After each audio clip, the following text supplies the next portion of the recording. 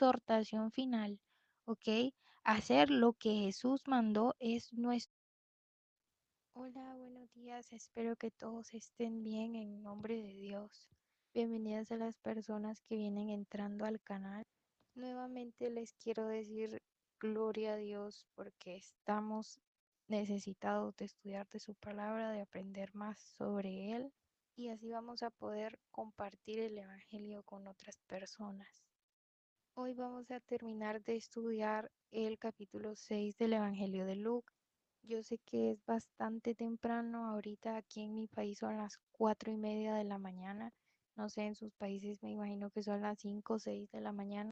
Y es que decidí grabar el audio ahorita porque más tarde no iba a poder, porque como ha estado lloviendo, la señal se pone bastante baja y pues si se percataron ayer no pude enviar el audio, no me daba la señal. Entonces hoy nos toca cambiar la rutina, pero vamos a comenzar a estudiar. Nos quedamos por el capítulo, perdón, sí, por el capítulo 6, el versículo 27. Recordemos que lo que estudiamos eran las bienaventuranzas y los ayes. Ahora vamos a estudiar sobre el amor y la regla de oro.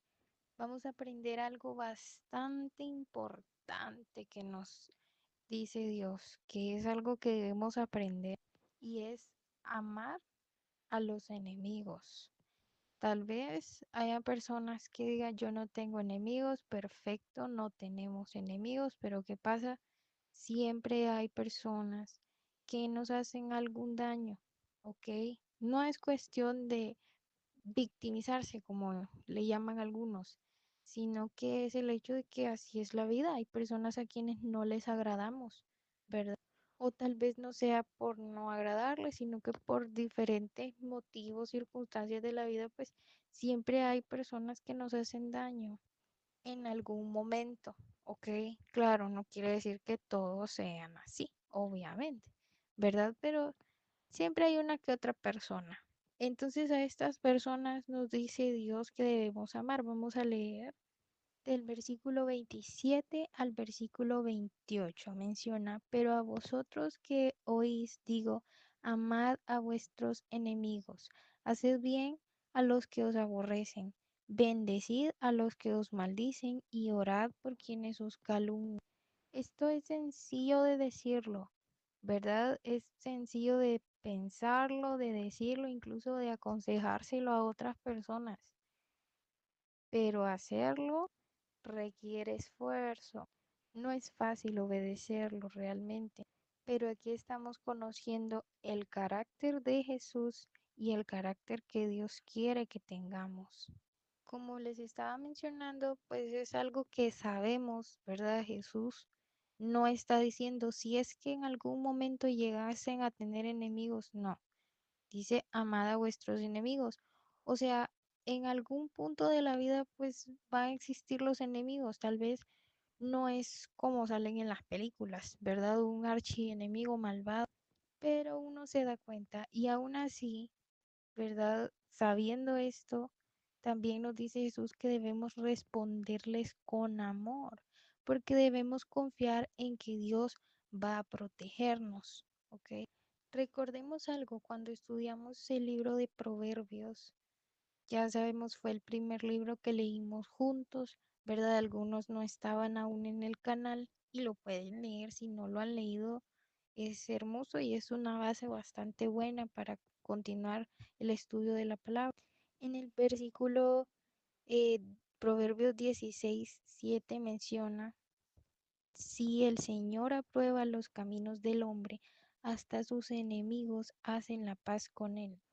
Otra versión dice, cuando los caminos del hombre son agradables a Jehová, aún a sus enemigos hace estar en paz con él. ¿Y cómo podemos saber si nuestros caminos son agradables? Pues le obedecemos, ¿verdad? Estamos obedeciendo su palabra. Leemos que también nos dice, no solo amad, ¿ok? Dice, haced bien, bendecid y orad por los que os calumnian. Aquí estamos viendo que la instrucción no solamente es tener un sentimiento en el corazón, ¿cierto? No solo es decir, ay, le amo y ya en intimidad intimidad y sin que nadie sepa. No, claro que no. Esto tiene que ser con acción, ¿ok? El amor, incluso amor por nuestros enemigos, es un amor que hace algo por ellos, aparte de cómo podríamos sentirnos. Aquí está hablando de quienes os calumnian. Si no sabe qué es calumnia, le voy a decir que significa atribuir falsamente y con una mala intención a alguien la comisión de un delito o de actos y palabras deshonrosas para dañar su reputación. Es una declaración falsa para dañar la reputación de alguien, para dañar la imagen, para dañar la integridad moral. Esto es normal cuando una persona nos tiene rechazo, ¿verdad?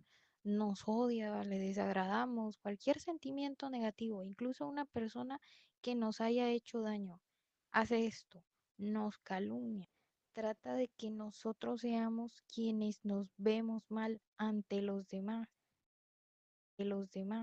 Tal vez es por el mismo odio o tal vez es por miedo a que no quiere que las demás personas sepan el daño que nos hizo. Pero ¿qué nos dice acá? Dice que hay que orar por ellos. Yo quiero decirle algo, si a usted se le dificulta o nunca ha hecho esta oración por alguna de estas personas, una persona que le ha hecho una calumnia, que ha hablado mal de usted, que ha dicho algo injusto contra usted para difamarle. Si es algo que se le dificulta como a mí, que se les puedo reconocer, no es sencillo, le aconsejo que agarre lápiz y papel, escriba esa oración. Cuando busque a Dios en intimidad para orar, tome una libreta, tome un cuaderno, lo que quiera, pero escríbalo para que se vaya familiarizando con esto, para que pueda procesar esto. No puede ser una oración por salir del paso, claro que no, debe ser algo sincero de nuestro corazón. Y le aconsejo que comience hoy. Hoy ore por esa persona. Diga Dios, libera el corazón de esta persona. Dale sanidad. Lo que sea que haya provocado que esta persona me dañe, sanalo. Liberale su corazón. Y también protege mi corazón. Hay que pedir siempre protección para que el enemigo no logre entorpecer nuestro camino, porque estas cosas uno a veces no se da cuenta cuando ya está envuelto en desesperación, en angustia, en tristeza, decepción, esos sentimientos desagradables que el enemigo le pone en su vida con estas situaciones precisamente para que usted no tenga fe, para que usted se desenfoque, para que usted se desconcentre, para que usted no busque a Dios en primera instancia, sino que busque hacer las cosas por su propia cuenta. Entonces pida protección y aprendamos a orar por estas personas, porque como les digo, yo sé que no es sencillo, hay que reconocerlo, hay que ser sincero, pero hay que hacerlo con sinceridad, hay que hacerlo con honestidad, hay que hablar a Dios con nuestro corazón totalmente transparente, porque a Dios no le podemos mentir. Vamos a continuar leyendo y menciona al que te hiera en una mejilla, dale también la otra. Al que te quite la capa, ni aun la túnica le niegues.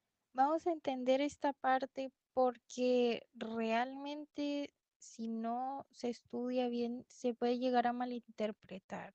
Es que realmente aquí Jesús no nos está diciendo que celebremos la injusticia y la violencia.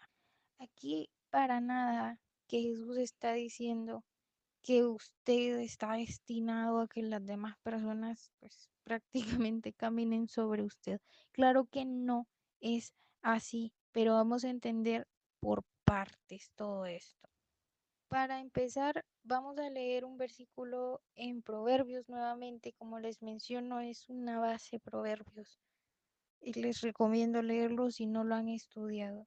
Vamos a leer Proverbios capítulo 17, versículo 15. Dice, el Señor aborrece que se perdone al culpable y se condene al inocente. En otra versión dice que el Señor detesta esto. Y en otra versión dice, el que justifica al impío y condena al justo, ambos son igualmente abominación al Señor. Así que claramente no estamos entendiendo que Jesús nos está diciendo que celebremos la injusticia, que estemos de acuerdo con ella. No le está diciendo esto. ¿Cuál es el contexto de poner la otra mejilla? El contexto histórico. Y es que vamos a entender algo y les voy a hacer un recordatorio. Dios nos dice que busquemos conocimiento, ¿ok? Que busquemos sabiduría y que busquemos inteligencia. Así que la palabra de Dios no la podemos leer por puros sentimientos. No podemos dejarnos guiar porque si se escucha más bonito así, entonces esto es lo que yo interpreto. No, tenemos que estudiar el contexto, tenemos que estudiar si hay algo que no entendemos, tratar de buscar la historia. Dios nos dice escudriñadlo todo. Así que buscar respuestas también en la historia no quiere decir que usted está contradiciendo la palabra de Dios, sino que claramente usted ora por lo que estudia y va buscando todo esto. Porque nuestro Dios es un Dios real. Él no tiene miedo que busquemos respuestas en la historia, como buscar en contextos históricos. Por ejemplo, cuando nos menciona toda la genealogía es misericordioso como vuestro Padre es misericordioso. ¿Qué es misericordia? Sabemos qué es exactamente. La misericordia es compasión, bondad y perdón. Dios es misericordioso con nosotros desde el momento en el que Jesucristo, ¿verdad? Entrega su vida para la expiación de nuestros pecados, sin que nosotros lo merezcamos. Si nosotros no nos merecemos ese amor y ese perdón y todos los días Dios nos lo da, entonces ¿cómo nosotros no se lo vamos a dar a los demás? Vamos a continuar leyendo. Dice, no juzguéis y no seréis juzgados, no condenéis y no seréis condenados, perdonad y seréis perdonados. Aquí es cuando yo les menciono que fácil es juzgar al otro, que fácil es decir el otro es malo, el otro es pecador, el otro hace esto y aquello. De la misma manera dice Dios que vamos a ser juzgados nosotros. Es bien sencillo señalar al otro, pero realmente hay que aprender a primero señalarse a uno mismo. Y de nuevo les digo, no para tener una culpa que nos haga sentir solo mal y ya, ok, que hay que, claro que no, sino que esto nos lleve al arrepentimiento genuino hacia Dios y permitir ya con humildad, ¿verdad? Con el espíritu quebrantado, con el corazón totalmente sensible y humilde a Dios para que Él haga una verdadera transformación en nosotros. Y vemos que Jesús expande esta idea más allá de simplemente no juzgar a los demás, sino que también nos dice, perdonen a los demás y van a ser perdonados ustedes. Continuamos leyendo y menciona, dad y os darán. Os darán una medida buena, apretada, remecida y rebosante, porque con la medida que medís os volverán a medir. Jesús está animándonos a que no tengamos miedo de perder cuando damos algo, ¿ok? Ese temor de liberarnos de algo. Y puede ser algo material o puede ser algo sentimental también, porque a veces como seres humanos tenemos demasiado orgullo y nos cuesta soltar ese orgullo, nos cuesta soltar, pero cuando lo soltamos y comenzamos a dar amor, somos generosos, somos personas bondadosas, somos personas honestas, entonces también lo recibimos. Continuemos leyendo, vamos por el versículo 39 y les dijo esta comparación. ¿Puede un ciego guiar a otro ciego? ¿No caerían los dos en un hoyo? el discípulo no es superior a su maestro. El que sea bien instruido será como su maestro. ¿Por qué miras la paja que está en el ojo de tu hermano y no consideras la viga que está en tu propio ojo? ¿Cómo puedes decir a tu hermano, déjame sacar la paja de tu ojo y no miras la viga que está en tu ojo? Hipócrita, saca primero la viga de tu ojo, entonces verás bien para sacar la paja que está en el ojo de tu hermano. Este versículo es bastante conocido, ¿verdad? Yo sé que sí. Hemos visto más de alguna vez en la vida que se repite como algo común, ¿cierto? Vamos a entender desde lo primero que leímos, ¿ok? Cuando menciona puede un ciego guiar a otro ciego. Aquí estamos entendiendo algo muy claro. No podemos ver a otros ciegos para que nos guíen. No debemos tratar de guiar a otros en nuestra ceguera. Hay que hacer de Jesús nuestro líder, nuestro maestro, quien sí puede ver con claridad y saber todas las cosas.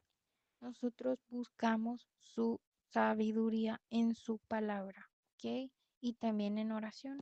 Menciona en el versículo 40, el discípulo no es superior a su maestro, pero dice en otra versión, el que fuere perfeccionado será como su maestro. Ok, nosotros vamos a ser como a quien seguimos. Así es como debemos elegir un buen maestro para seguir. Por eso elegimos a Jesús, para seguirle. Ahora el otro versículo del que estábamos hablando. Las figuras de una paja y una viga son figuras reales.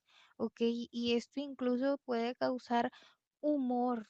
Porque es gracioso imaginar a alguien con una viga en su ojo. Pues qué extraño, ¿cierto? Es gracioso. Jesús aquí muestra que generalmente somos mucho más tolerantes con nuestros propios pecados que con el pecado de los demás. Por eso nosotros debemos analizar por qué yo pienso que mi pecado sí está bien, pero el del otro está mal. Porque yo pienso que mi pecado sí puede ser perdonado, aceptado, puedo vivir con eso, pero no soporto el pecado del otro. Aunque pudiese haber una paja de manera literal en un ojo, porque es algo pequeño, pues obviamente una viga no puede estar en un ojo, ¿cierto? Jesús utilizó estas imágenes exageradas y con humor, ¿verdad? Esto tiene un puntito de humor, lo estamos viendo, para que el mensaje sea más fácil de entender y sea más memorable. Claro que nos acordamos de esto, ¿verdad? Este versículo nos acordamos bastante de él, yo sé que sí. Y aquí estamos aprendiendo algo bastante claro.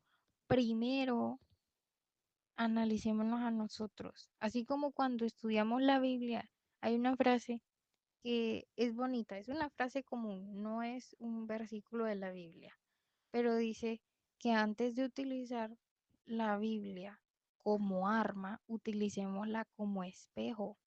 Y es que es una frase muy sencilla, pero muy fuerte y muy cierta. Vamos a continuar leyendo. Vamos a pasar al versículo 43. Vamos a leer hasta el 45. Y aquí vamos a estudiar que solo podemos seguir a Jesús de esta manera si Él nos ha cambiado de manera radical. ¿Ok? Si Jesús nos ha tocado realmente en nuestro corazón, se va a mostrar en nuestras vidas. Este tema que está aquí dice, por sus frutos los conoceréis. Y es otra frase bastante conocida, ¿verdad? Vamos a leer, dice la palabra, no hay buen árbol que dé mal fruto, ni árbol malo que dé buen fruto. Cada árbol se conoce por su fruto. No se cosechan higos de los espinos, ni de las zarzas. Se ven vendimia uvas, ni de la zarza se cosechan uvas, para decirlo de otra manera. ¿Qué dice el versículo 45? El buen hombre del buen tesoro de su corazón saca lo bueno, y el mal hombre del mal tesoro de su corazón saca lo malo, porque de la abundancia del corazón habla la boca. Qué fuerte, ¿verdad? Qué directo para nosotros como humanos, porque de nuevo estamos viendo que con nuestra boca, con nuestra propia boca, con estar juzgando al otro, con estar tratándole mal, con estar diciendo el otro es el que está mal, yo no, ahí estamos mostrando el fruto. Qué fuerte. Nuestras palabras son lo que revela nuestro corazón. Si tenemos un buen tesoro, se muestra, ¿ok? Y si es malo, también se muestra. Bien dice la palabra en Marcos cuando lo leímos que no hay nada oculto que no haya de ser manifestado ni escondido y que no haya de salir a la luz. El corazón que tengamos se va a demostrar con los frutos que tengamos. Vamos a continuar leyendo y aquí terminamos el capítulo. Vamos a leer del versículo 46 al 49 y vamos a estudiar sobre la importancia de la obediencia. Aquí estamos viendo una exhortación final, ¿ok? Hacer lo que Jesús mandó es nuestro fundamento. Dice la palabra, ¿por qué me llamáis Señor, Señor y no hacéis lo que digo? Todo el que viene a mí y oye mis palabras y las practica, os diré a quién es semejante. Es semejante al hombre que al edificar su casa cavó hondo y puso el fundamento sobre la roca. Y cuando el río creció y dio con ímpetu contra esa casa, no la pudo mover porque estaba fundada sobre la roca. Pero el que oye y no obedece es semejante al hombre que edificó su casa sobre tierra sin fundamento. Cuando el río dio contra ella, enseguida cayó y fue grande su ruina. Aquí estamos viendo cómo Jesús está describiendo perfectamente si nosotros tenemos una relación falsa con Él, ¿verdad? Una relación por interés, por decirlo así, profesar una fe de dientes para afuera, ¿verdad? Buscarle solo cuando queremos algo o tenemos problemas, pero dice, no hacéis lo que yo digo. Vamos a entender, aquí en 3 puntos Jesús describe lo que sigue, ¿ok? En la obediencia, en seguirle su camino, la sabiduría de una persona que sigue. Vamos a analizar los puntos. Dice, todo el